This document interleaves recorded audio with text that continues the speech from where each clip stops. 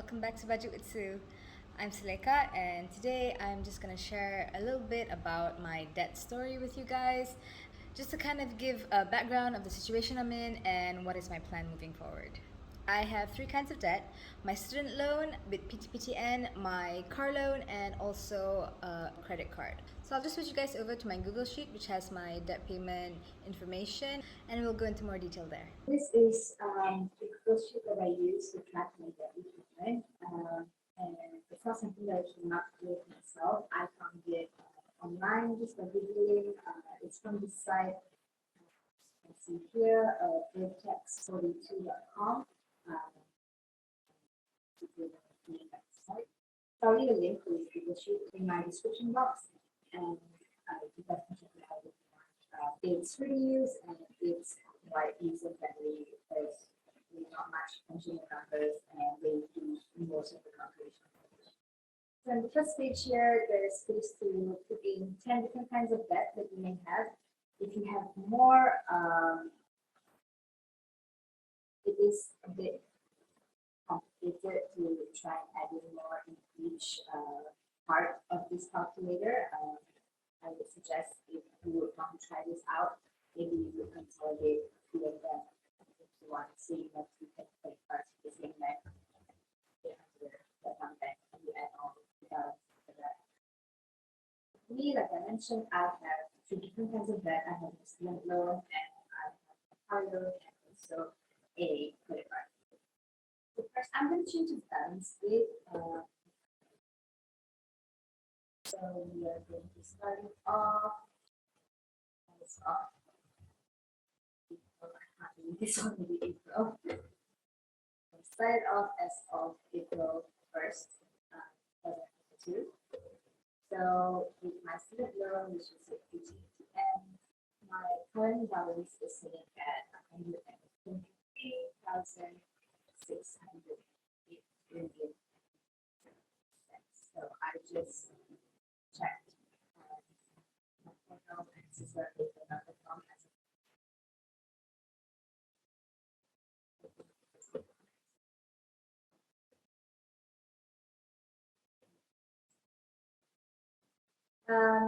so the rate here is this rate, which is 1% for the student loan.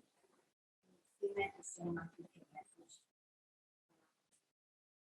if you haven't seen my budget review for April, I'll leave the link for it in the description and also at the end of the video. So actually, guys, how I plan for my budget for April. So you may have seen these. If you've seen that, you may have seen these numbers already. But this happened. The monthly payment for my PTPN, which is my student loan, is 808 ringgit and 60 pesos. So the custom box here is actually if you want to arrange the priority of which debt you want to pay off first based on your own desires. So you can decide which one you want to concentrate on first. So I'm just going to leave that blank now. Next would be my car loan. So for my car loan, I bought my car, it's fairly new. I got it in 2020, right at the start of the pandemic. So the current balance as of today for the car is 300. Sorry. The current balance for the car as of today is 30,890 cents. This is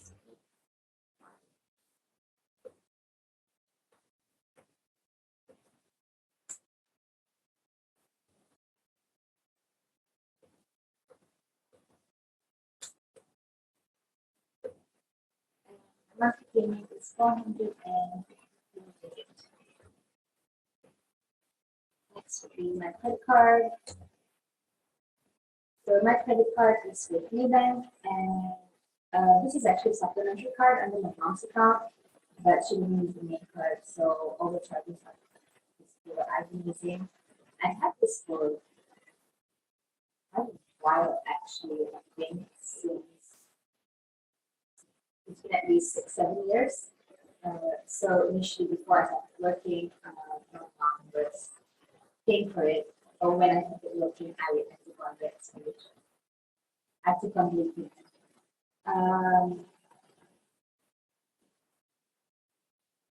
When I first started working, I didn't really pay much attention to my debt repayment journey. I just thought, you know, the minimum monthly payment and then you just get on with your life.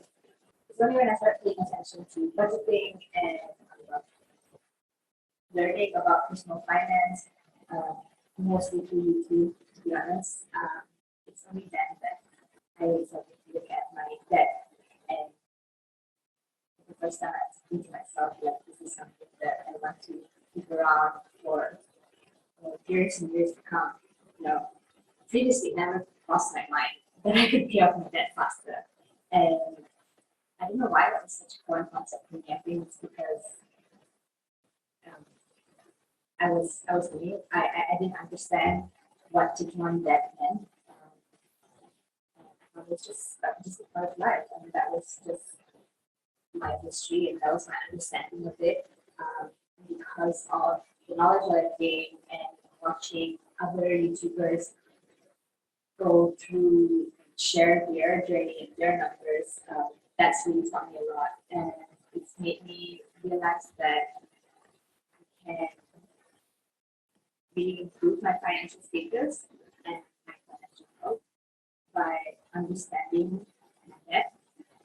So that being said, my credit card currently it is sitting at 249 ringgit and 75 cents.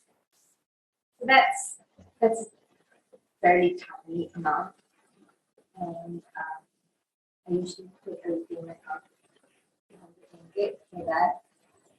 So there's something that I need to invest, I guess, about the credit card. So the credit card, the highest balance that I've ever had on it was 9,000, and it helped me pay that off. So that just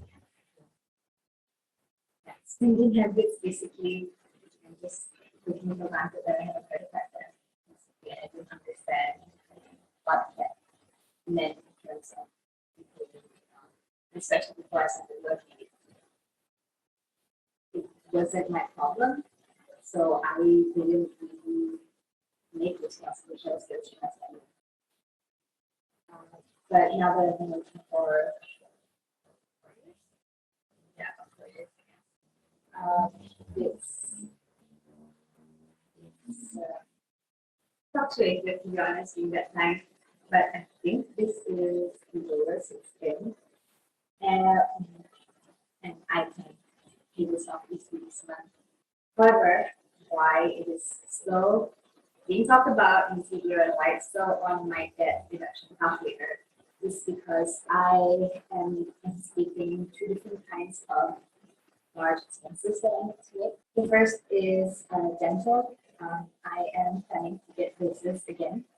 I don't know when. This was supposed to happen last year, but various reasons it has not yet. So it probably will happen this year. So like I mentioned in my previous video, why I'm paying so much to my medical fund is to try and cash flow my dental expenses as much as I possibly can. As of now, I cannot anticipate how much that is going to be. But my goal is to cash flow most, if not all, of my free dental expenses and also the down payment for the braces. So I don't have that is my ideal goal. I don't know how feasible it is. And that is because I also have another big expense coming up very soon. Again, a bit more background about myself. Like I mentioned, I am a doctor in the government sector in Malaysia, and in order to further my career, further my progress, it's a constant learning journey. And part of that learning journey involves sitting for exams in order to specialize. So my specialization exams, I've had 2 attempts so far, and I have not been successful yet. But that means that I have to retake it Next one coming up is in June. Payment for it is due this coming week actually. So I need to make a decision if I want to sit for 1 or 2 papers. Uh, these exams are UK based and the exam fees are in pounds, which is currently 35.4 is the exchange rate with the market. So it's quite a bit, and so I'm not sure if with the exam expenses and also the dental expenses coming up, if I'm going to be able to cash flow from my monthly income enough to cover both of these expenses.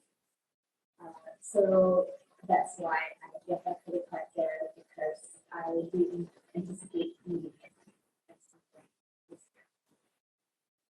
That bumps me out because I really wanted to cancel the card as soon as I possibly could, but I want to be realistic about things as well. There's a budgeter here I need to pick up the budgeter who actually is going to be big inspiration for me on that journey. And she always says to give herself grace, especially when it comes to the financial journey. So that's one thing. So that's the story, I guess. And yeah, so you can see that just from these three debts that my monthly debt repayment is 1,471 ringgit and 63 cents. So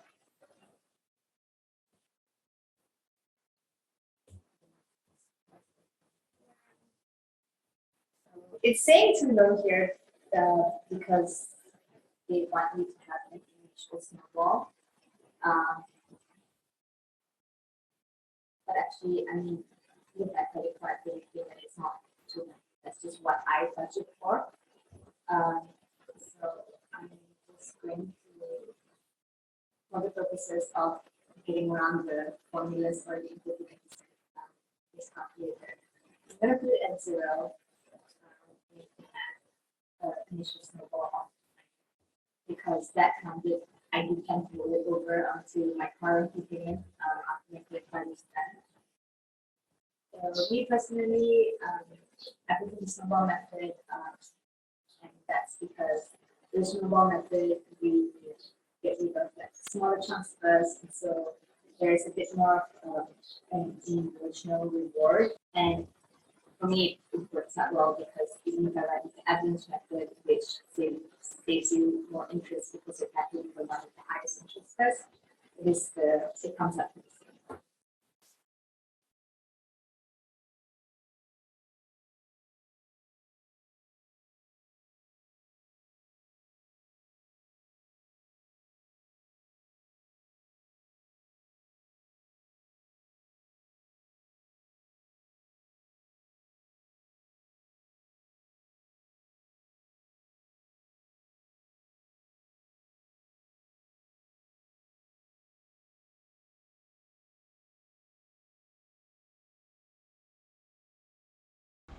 So, guys, that's it for my debt story. Hope this. I hope that gave some background as to the kind of financial situation that I'm in.